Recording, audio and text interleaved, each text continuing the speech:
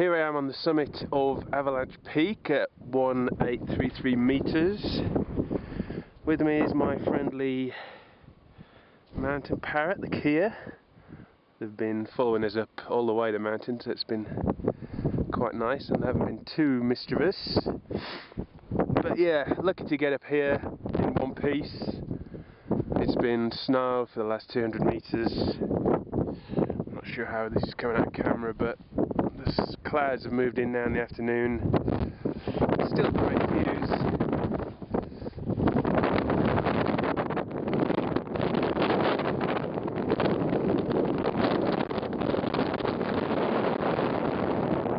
But yeah, I think I better start heading down now. Some misty rain moving in.